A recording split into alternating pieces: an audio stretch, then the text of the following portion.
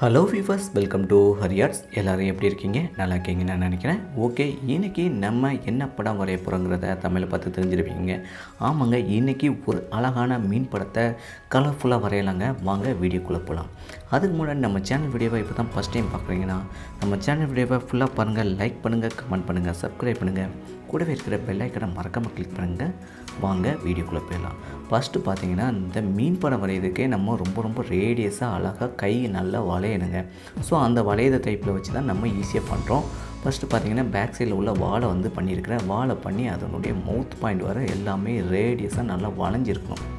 வளையுது தான் இதில் ரொம்ப முக்கியம். அந்த பாருங்கள், ஓவலாக ரவுண்ட் போடுறது கூட கை எடுக்காமல் கரெக்டாக போட்டுடணும்.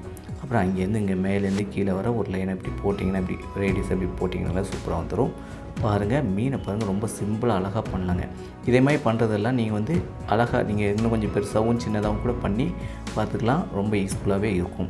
ஓகே, இப்போது பின்னாடி உள்ள வாலுக்கு பாருங்கள், அப்படியே ஸ்ப்ரிங் மாதிரி போட்டாச்சு. இங்கே ரவுண்ட் இந்த ரவுண்டையும் பார்த்திங்கன்னா ஒரு சின்ன ரவுண்ட் பெரிய ரவுண்ட் அதே மாதிரி போட்டிருக்கோம்.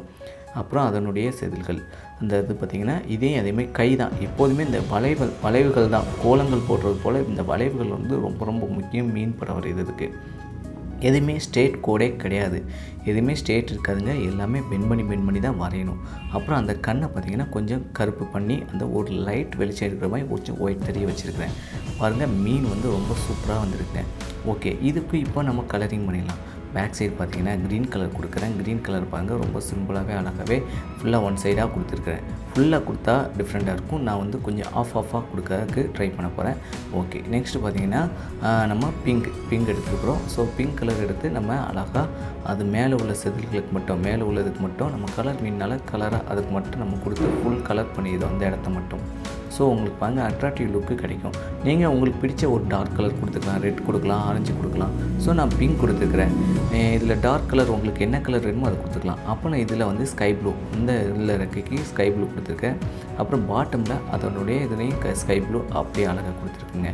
இதுக்கு நீங்கள் லைட் கலர் வேறு என்ன கலர் வேணாலும் கொடுக்கலாம். லைட் கலர் கொடுத்தீங்கன்னா ரொம்ப சூப்பராக அட்ராக்டிவாக இருக்கும், ரொம்ப அழகாகவே வந்துருக்குங்க. அப்புறம் பார்த்திங்கன்னா அந்த எல்லோ கலர் ஃபுல்லாக எடுத்து ரவுண்டு கொடுத்துருக்குறோம். ரொம்ப சிம்பிளாகவே அழகாகவே பண்ணிகிட்ருக்கோம் பாருங்கள். எல்லோ கலர் இதையும் மேட்ச் பண்ணுறோம் பார்த்திங்களா, ரொம்ப சிம்பிளாக அழகாக பண்ணுறோம்.